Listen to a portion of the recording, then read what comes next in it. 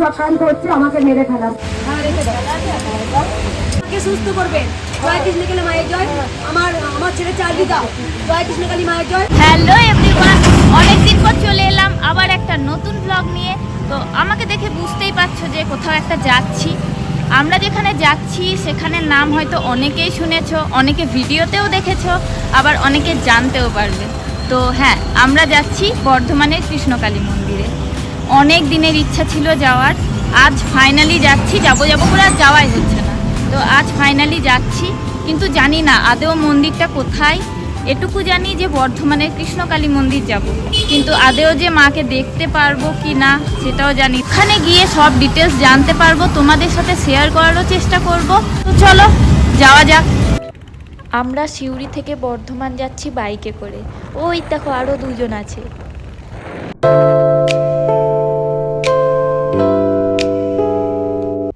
Finally আমরা বর্ধমান ঢুকে গেছি। রেল গেট পড়ে আছে, এখন আমরা দাঁড়িয়ে আছি। এখনো এখান থেকে 4 কিলোমিটার। তোমরা যদি ট্রেনে আসো তাহলে স্টেশনে নেমে 8 নম্বর প্ল্যাটফর্মের বাইরে এসে টোটো বা কালনার বাসে উঠে পড়বে আর নামবে বালিয়াড়ি স্কুলের ঠিক সামনে। আর তার ঠিক বিপরীতেই কৃষ্ণকালী মায়ের নতুন মন্দির। এছাড়াও বর্ধমান হ্যাচারি রোড, নন্দনকানন, জয়ামুড়ি কারখানার পাশে এই ঠিকানাটি বললেও তোমরা নিমেষেই পৌঁছে যেতে পারবে মায়ের মন্দিরে। চলো এবার ভেতরে ঢোকা যাক। ভেতরে ঢোকার সাথে সাথে একটা আলাদাই অনুভূতি, কিন্তু আমি এক্সপেক্ট করিনি যে এত কম ভিড় হবে, কারণ ভিডিওতে যা দেখেছি এত ভিড় আমি এক্সপেক্ট করিনি। তো পরে জানতে পারলাম যে এটা যেহেতু দুপুর টাইম ছিল, সকালে বেশি ভিড় হয় আর দুপুরে একটু কমই ভিড় হয়। তো তোমরা যদি আসো তো দুপুর দিক করেই আসবে। আমরা পুজোর ডালি নিয়ে ভেতরে ঢুকলাম, মাথায় ত্রিশূল ঠেকিয়ে দিল। তারপর আমরা যে ডালিটা কিনেছিলাম ওখান থেকে শুধু ফুলটা বার করে বাকি দিয়ে দিয়েছিল, বললো এটাই প্রসাদ হিসাবে নিয়ে যাও বাড়ি। আহা, এই মুখটা সামনে থেকে দেখার একটা আলাদাই শান্তি। এতদিন ভিডিওতে দেখতাম, আজ সামনে থেকে দেখছি।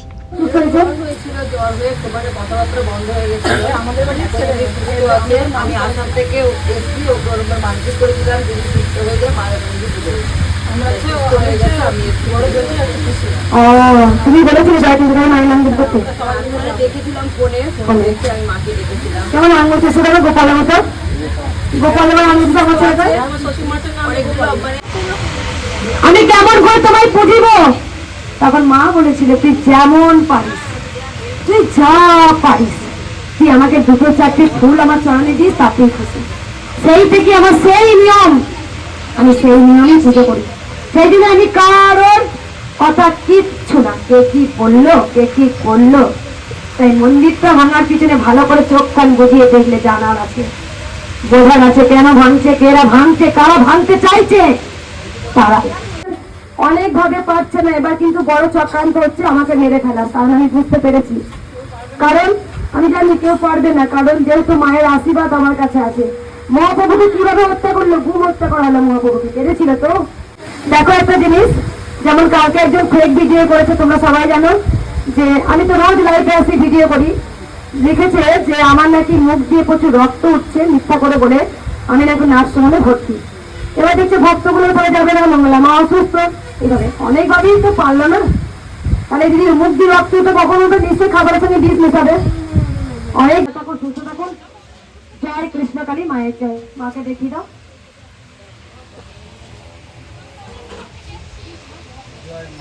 এই দেখো আমরা প্রসাদও পেয়ে গেছি। যে ভালো লাগছে এখানে এসে, মানে কিছু বলার নেই, বলার ভাষায় খুঁজে পাচ্ছি না, এত ভালো লাগছে এখানে এসে। এখান থেকে যেতেই ইচ্ছা করছে না, মনে হচ্ছে বসেই থাকি। দেখলেই তোমরা, এতদিন ভিডিওতে দেখছিলাম, আজ সামনে থেকে দেখলাম, মানে আলাদাই।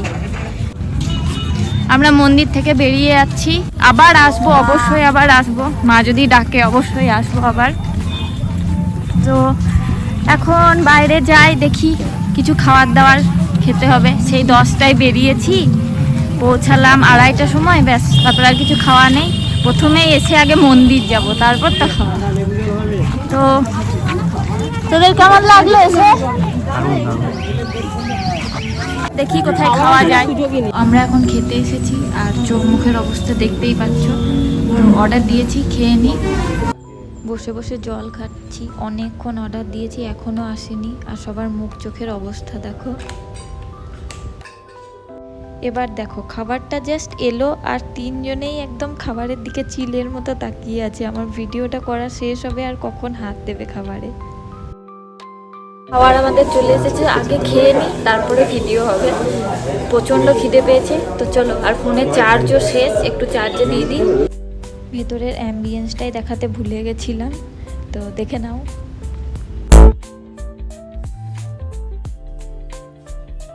খাওয়া কমপ্লিট, এবার যাওয়া যাক বাড়ি। রাত হয়ে যাবে হয়তো ঢুকতে ঢুকতে, তো চলো যাওয়া যাক। আমরা এখন বোলপুর চলে এসেছি আর একটু রেস্ট নিচ্ছি, চা খাচ্ছি। তো চা খাওয়ার পর আবার বেরিয়ে যাব। হালকা বৃষ্টিও পড়ছে, জোরে যাতে না পড়ুক এটাই। তো চা খেয়ে আবার বেরিয়ে যাব। আমরা এই জাস্ট ঢুকলাম সিউড়ি, আর এখানে একটু বসে রেস্ট নিচ্ছি, তারপর বাড়ি চলে যাব।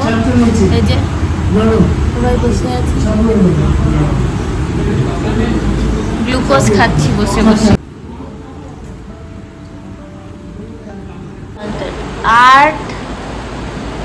আর্টিস্ট। তো আজকের মতো ব্লগটা এখানেই এন্ড করছি। ভালো লাগলে like, comment, share and subscribe করে দেবে। দেখা হচ্ছে অন্য ভিডিওতে। টাটা।